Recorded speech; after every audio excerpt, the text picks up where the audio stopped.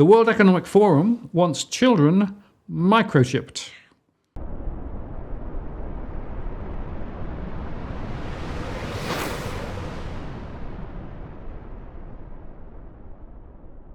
Martin North, John Adams, In the Interest of People. Hello, John. Hello, sir. Well, we're back again talking chips. Indeed. There is, we've had a very strong reaction to our last show. Yes. And I've had a lot of correspondence in the last few days since our last show about Suncorp and their communication about microchipping. So I thought it'd be worthwhile to come back to the audience because I think we've got a couple of new things to say. So there is some new information about Suncorp that I think is worthwhile to share with our audience. But also we have, in the last week, a publication by a author on the World Economic Forum website talking about the microchipping of children, and that is of deep concern because it looks like there is an agenda by elitists in this country but around the world to take society in a particular direction, and that direction hasn't been fully laid out and debated and sought the mandate of people like you and me. And that is obviously a concern because prior to 2020, we had a number of assumptions about how this country worked. And then obviously in 2020 and 2021, those assumptions were just shattered by extreme power grabs, secret ministries, totalitarian policies. And for a lot of people, they have suffered financially, emotionally, mentally, physically, etc., because they were not prepared for the changing nature of society. And so I think it's worthwhile that we explore these topics in depth, so that if we don't want to head in this direction of microchipping, whether it's adults or children for whatever purpose, we collectively say to the power brokers that be that this is just not on. And I just want to go back to my parable of the frog again, the idea of you sort of sit there in cold water and then slowly turn the water up and the frog doesn't notice until it's cooked, right? Because it's slow and steady over a period of time. But there's a whole bunch of things that, you could argue are out there and it's being sort of filtered through and it's sort of becoming sort of mainstream without people realizing what it really means. Indeed. And that's the problem. Yes.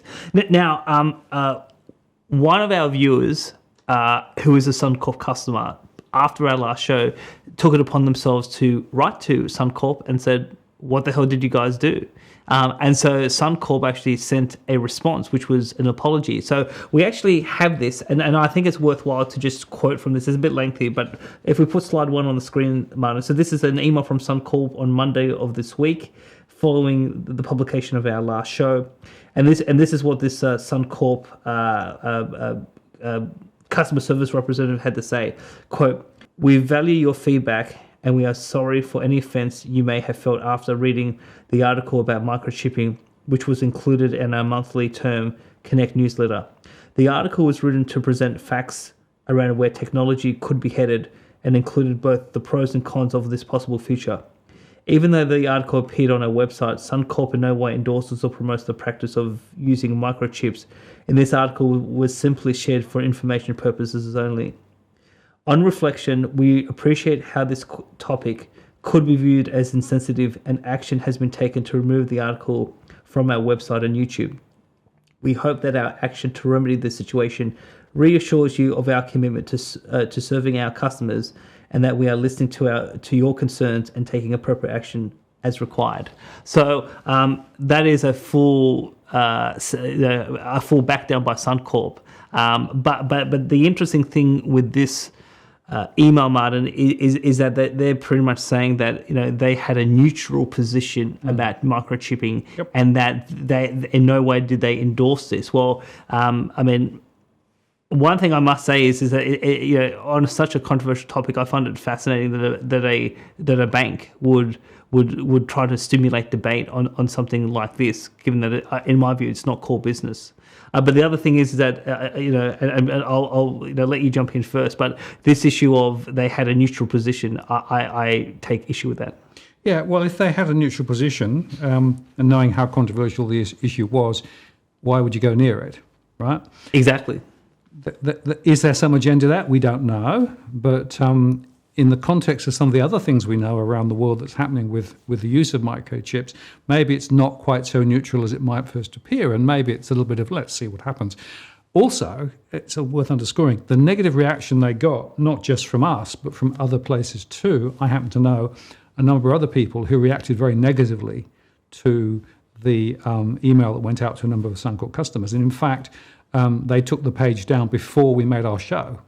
So they'd already got the negative reaction. They'd already had significant, reaction from a lot of customers saying, "What are you talking about? Why are you talking about this?" So very interesting that's actually how they've dealt with it. And also make the point that the apology came from a pretty lowly source within Suncorp. It was a digital value specialist.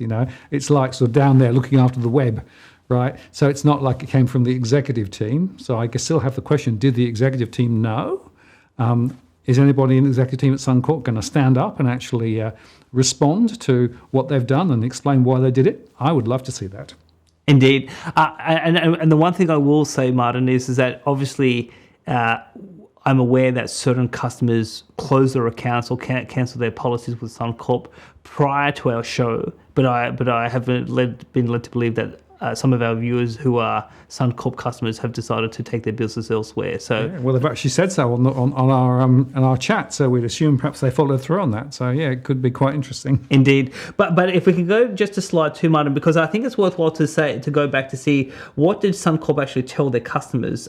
So this is again the mass email communication from the 12th of August of this year. So they said, quote, "Technology follows us everywhere nowadays. What used to be a phone attached to the wall is now an entire universe in our pockets. Considering how much closer we are with technology, it makes sense for the next step to be keeping it inside our bodies with microchips, right? To learn more about the future of human microchips, its benefits and risks, click below." So the only thing I have an issue with that quote, Martin, is so when it says it makes sense for the next step for the chips to be inside our body, that to me doesn't sound like a neutral position. That seems like an editorial position by Suncorp, because they're saying it just makes sense that we should be doing this. And so for them to now say, well, no, we're just here to stimulate public debate, even though it's not core business, and we never endorsed this, we never promoted this, and we never sought to cause offence. I find this a very hypocritical position, if I could say so. Yeah, well, that's right. And I don't think we've heard back from the Banking Association, right? So far as I know, that they've got no position on this either.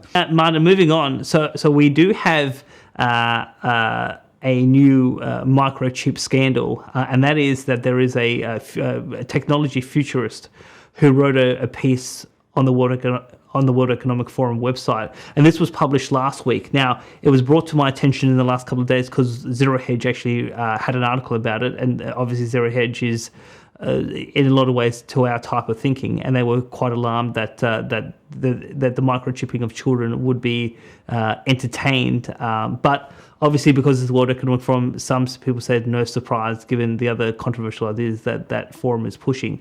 So if we put slide 4 on the screen, so the article is, the title is called as "Augmented Technology Can Change the Way We Live, but only with the right support and vision." And here is the controversial quote from that article. It says, quote, "The limits on implants are going to be set by the ethical arguments rather than scientific capacity. For example, should you implant a tracking chip in your child? There are solid, rational reasons for it, like safety." Now, Martin, I have 3 children. I find no basis, no rational or solid reasons for why I would want to chip my children. Now, if I want to know where my children is, I actually be a responsible parent, and I go chase them wherever they are, so I can keep my eyes on them. And obviously, over the last few years, I've kept a hawk eye with my wife to make sure that the children don't go into a dangerous situation and they hurt themselves accidentally. So I don't think we need to microchip children to make sure that they don't get lost or they have an accident in the playground or whatever the case may be. So again, these types of ideas, and the way, this is the biggest concern I have, Martin, is these ideas are being presented in a way like it's like a fait accompli.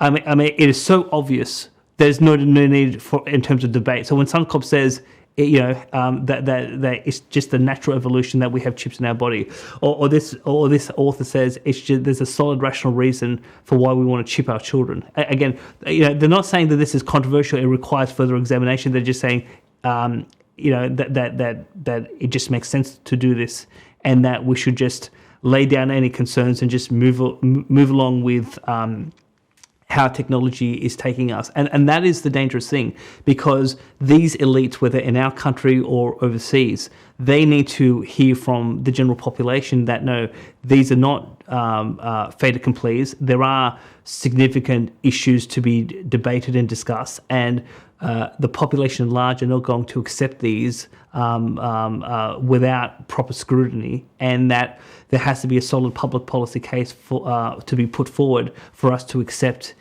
anything remotely along these lines. Yeah, and again, it's just worth underscoring, isn't it, John, that a lot of these ideas are coming out from non-elected, think tanks and well-funded ideas machines, but actually they don't have bottom-up buy-in. It's being dictated top-down, as many other things are. And as we made the point the other day, what tends to happen is that those sort of top-down ideas then get infiltrated into the minds of those in power and in government, and they sort of just assume that it's the way to go. There has to be a better way than that. Yes, and I'm glad you articulated it the way you did, Manu, because I think that's how potentially the $10,000 cash ban happened. We have overseas jurisdictions in Europe doing this, and no doubt there would have been policymakers in Australia saying, well, what is where is policy going on physical cash? We see what the Europeans are doing. We're going to copy the Europeans, and they just thought, well, it is what we're going to move with the times. And then obviously when it came on our lap, we just said, I don't think so. Exactly. And by the way, there's an RBA paper out on cash in Australia. We'll probably come and do a separate show on that because it's just come out.